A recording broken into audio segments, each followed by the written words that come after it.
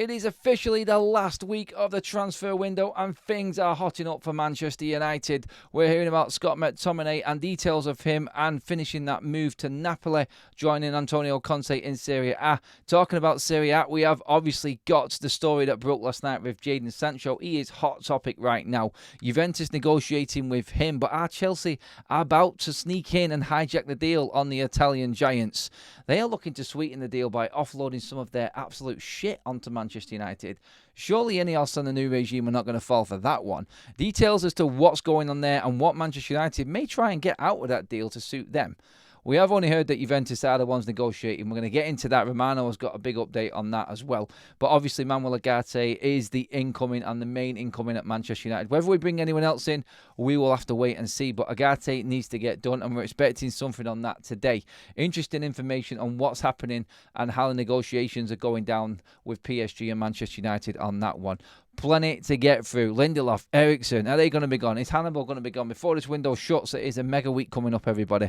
And I've got you covered here on Forever United TV. So please, first of all, make sure that you are subscribed to the channel so you miss out on nothing that happens this week. Make sure you also press that bell notification next to the subscribe button so you're notified when that free content is coming your way as well. And because it's free and you're loving it so much, you might as well just give it a like. And let's get at least 1,000 likes on this video to celebrate the last week of this summer transfer window, and it has been epic. One of Manchester United's, according to many fans, best they've had in well over a decade, and I agree. And it could be absolutely topped off with what's about to happen this week. Let's get started with Jadon Sancho. I think that is the main topic right now. Obviously, in last night's show, Damashef from Sky broke the news that Chelsea would touch base with Manchester United and could come in with a late hijack bid in front of Juventus. Now, The Athletic about 5 days ago on this one said a source from Manchester United actually feels like Chelsea could come in with a late bid for Jadon Sancho and they are bracing themselves for it. Lo and behold, only 5 days left of the window and this might actually be happening. Some of the names being brandished around of what Chelsea could offer Manchester United for their 40 million valuation of Jadon Sancho and what they won't budge on. The names are just not good enough for Manchester United, I would think. I mean, being linked with Raheem Sterling and Ben Chilwell, we talked about that last night. I don't think anybody's on board with the Sterling one. I mean, United don't want to go near it. One, because of his age, 29. It's not past it, but it doesn't fit the profile of what Man United want. His wages are 300 grand a week right now, and United will not max out anywhere near that. You've got better players and more senior players at Manchester United on less than that. So wherever Sterling wants to drop massively in wages, I'm talking at least half, then you can take him out of the equation completely. He will not come. Ben Chilwell spends more time on the sidelines and in the treatment room as Luke Shaw does, and we don't need any more headaches in that department. For me, there are only a couple of options that Manchester United would be going for. I realistically don't see Caicedo and Enzo moving anywhere. So Lavia probably is one, and Kunku probably another for Manchester United. You could bring in Chalobah as a little bit of something, as extra cover at the back if we could move Victor Lindelof on. But do we want another centre-back right now? Is there anyone at Chelsea you think United could get into and actually get out of there in terms of helping Manchester United out? I mean, all of their best players are players that we've actually bought already this summer, or we're looking to buy this summer. Centre-backs, full-backs. Honestly, right now, I don't see anyone at Chelsea that United, apart from the obvious, which we're not going to get, the likes of Cole Palmer and players like that. We're just not going to get anywhere near that, and I just really don't know how Chelsea can offer anything to Manchester United. But you guys may disagree. Is there a little deal or a snidey little deal that we could get out of Chelsea that suits us right now? Get into your comments. Let me know what you think about that one. But Romano has also come out and said, look, Juventus as well as Chelsea's involvement now, and Chelsea are aware of where Manchester United are up to when it comes to negotiations between them and Juventus and Jadon Sancho, and they are quite far down the line. And even the Telegraph have been reporting this late last night as well, talking about how it is more likely that a loan deal will be agreed for Jadon Sancho to go to Juventus. Obviously, the terms of that are being heavily negotiated now between Juve and Manchester United, and it is stuck at the point where United now are having to talk to Juventus regarding the wage structure of Jadon Sancho. How are they paying that? Are they going to get a fee up front? And are there going to be triggers to get an obligation to buy at the end of it? That's where it's actually at. And Romano has come out and said, look, they are far down the line, and it is more likely he will be going to Juventus than Chelsea. Right? Chelsea are going to have to do something significant to convince Manchester United. Whether or not it is a loan with obligation, a fee up front, whether they're going to pay for Jadon Sancho, Chelsea, I think, are using Manchester United to try and, like I said in the opening of this video, offload the shit that they need to get rid of to balance their books and balance their squad, because they have to cut at least 17 players, I think, out of that squad that they've already got by the time that they register for the Premier League. So, honestly, right now, it looks to me like United are being used more than what United could use Chelsea for, because I still don't see a single player, apart from like the ones we can't get from Chelsea, that's going to benefit Manchester United right now. There is no one in that front line at all that I want, apart from Cole Palmer. I don't want Nicholas Jackson. I don't think he is good enough anyway going forward. I don't think he is that type of striker United need right now. We've already got two very similar to him, who I think Højlund and Xerxes are both sort of second strikers to a prolific first choice striker. And United at the moment needs, if they're going to bring anyone in that forward line, are going to definitely need to bring in someone who is prolific and is going to guarantee goals. It does look like, according to reports as well, that Ivan Toney is well and truly off the table now. He's looking more and more likely being left out of the squad yesterday for the Liverpool game. That Ivan Toney is on his way, according to Ben Jacobs, to Saudi Arabia. And that deal is looking closer and closer and closer to completion now. So Toney is off. I just don't see another forward out there that United need right now. Yes, we need someone who is prolific, and there are strikers out there that are prolific, but there is no one that is actually available. So when you're looking through everything and what's going on right now, honestly, Chelsea could have worked out for United with Jadon Sancho, and we could have got players off him, but unless you're giving us the best, then there's no point. There really isn't any point. The only way that this works for me is if you take a Caicedo, don't go for Ugarte, and then try and spend some money on a first-class striker. But again, even that situation, you're looking around and like, that striker that United need is not available. And as much as I'm bigging up Toney as a possibility for United, I'm sort of counteracting that by saying we shouldn't be buying Sterling. We don't need another wide player at Manchester United. We need a number 9. And Toney's the only one I think is available, unless you go out and take someone away from one of the bigger clubs and give them no other option. And no one in any top division in Europe right now is going to let go of their best striker, not with 5 days of the transfer window gone. So United are kind of stuck. They really are stuck right now. And it's not so much in a way that it's going to hamper United going forward this season, but just in getting rid of Jadon Sancho. Because whereas Chelsea could have given us an offer, and it could have been a bidding war, and different types of bids going in, whether or not United are desperate enough to take anyone from Chelsea, I don't think they are. But Chelsea are still going to try, I feel. They're stuck between that and then negotiating a Juventus deal, who are pretty much skint after everything else that they've bought this summer. So I don't know which way United go. If I'm a betting man, I'm saying that the most obvious one is Juventus, because he wants to go to Juventus. I'm sure that they can afford his package and his wages somehow if there's a little contribution from United. But if United were contributing anything, and the Athletic have said this, and I'll say it again, they don't want to do a Jadon Sancho loan unless it is financially beneficial to them. And I'll say it again, I've said it every single time, there has to be an upfront loan fee. His wages have to be completely covered by the club that's taking him on loan, and there is an obligation to buy him at the end of the term.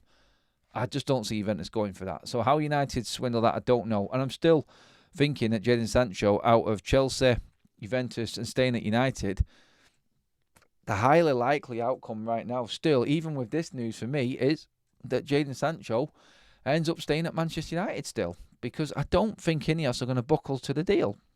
And that, in the end of it, I feel, is been brought on by the situation we're in with Manuel Ugarte right now. And Manuel Ugarte, United are obviously confident that this deal is going to go through. They should have the extra money available from the Scott McTominay deal. The compensation that's been agreed and discussed between United and McTominay right now is the only thing that's sort of holding this up in a way, this deal for Scott. But United want to move this forward very quickly, and Ben Jacobs has said that as well. Romano has also said that United would like to move this along swiftly so they can get that 100% money in from Scott and then have it aside ready to go for Manuel Ugarte if needed to pay a little bit more, because United would rather buy Ugarte this summer than loan him with obligation to next summer. They don't want to interrupt if they can avoid it, their next summer's plans, and they want to be all in and done everything this summer. Ugarte is the last piece for this window.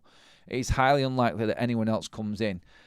The offer from Chelsea, I just don't feel is beneficial at all to Manchester United in any way, unless they thought someone like Trevor Chalobah or one of the other younger centre-backs was going to be a more squad depth for United going into possibly next season, and we don't need to buy another centre-back next season when both Lindelof and Maguire will definitely be gone either way. So interesting to see how that develops with Chelsea, and if they do really sort of twist Manchester United's arm into thinking that there is a better offer there, I don't know. But in terms of Manuel Ugarte and where we're actually at with that, now Jean-Claude Blanc has been in. He has been a Met. Nasser El Khelaïfi, the owner of PSG, they have had a meeting. Obviously, if you're wondering why that's important, obviously he is one of the directors at Manchester United and sporting operations for Ineos, but he was the sporting director at PSG in their transition over when the Qatari ownership took shape. So he transitioned PSG from where they was to where they are now with all of the extra money coming in and knows the club inside and out. And obviously Nasser El Khelaïfi, the owner of PSG, is good friends with Jean-Claude Blanc, and the reports are that they have met 5 days ago. They've had a meeting, they went for lunch together, and he is the one that is bridging the gap between United and Dan Ashworth and helping this negotiation go through. And United do have someone in the fight for this one on the inside, luckily, because we've all heard the rumours about the situation with the Qatari ownership and what Sir Jim Ratcliffe has said and everything like that. And we've just got that middleman, it seems, which is just going to sort of like quash all of the bad rumours going around and sort of just calm this down, hopefully, for United. So that is their fight in this right now, United. They've got Jean-Claude Blanc in there. It's like the inside man as such, and he is negotiating for Manchester United and is getting through negotiations, and that is where I think the confidence is coming from. Just reading the report here from Ben Jacobs, and it says Jean-Claude Blanc is understood to be using his relationship with PSG to help Dan Ashworth and the recruitment team over a deal for Manuel Ugarte. Blanc has been communicating with Nasser El Khelaïfi for 5 or 6 days ago now. They met in Paris and had lunch together. So Jean-Claude Blanc has travelled out to Paris. He has tried to make this deal happen, and at least he's tried to push this deal along, let's just say that. And that's where everything is at right now with Ugarte. It is far down the line. Romano has said we don't need to panic. Romano has said that this deal is going to happen for Manchester United. Ben Jacobs, who does work with Fabrizio Romano, has pretty much reiterated the same words. Ugarte has made it very clear, 100%, absolutely, were the words that were being used in this deal happening. Manuel Ugarte to Manchester United, 100% is happening. United have their extra insurance now with Scott McTominay going, but Manuel Ugarte is the one that has made this happen. He has been communicating continuously with the PSG development and directors, our sporting directors, and everyone involved in the recruitment side of things, saying where he wants to go, saying what he wants to happen. And PSG have just dragged this out to see what they can get out of Manchester United. But United have now brought in Jean-Claude Blanc to sort of try and get this over the line, it seems. And that's where the communications, I feel, have got us to this stage where we do expect a medium to be met. And that being United's 42 million, someone going somewhere near the 51 million for PSG. They don't want to lose out too much, and I just don't think this deal possibly would have happened without Jean-Claude Blanc coming in and helping the recruitment team out right now. It just goes to show that it is handy having the right people in your team and having the people with the knowledge of these European giants. And I mean, you only have to look at Jean-Claude Blanc's resume and what he's actually done in organising Olympics and massive sporting events. He knows his way around football. He knows his way around European football, and specifically PSG. And frankly, for Manchester United, he is definitely the one that is making things move forward for United.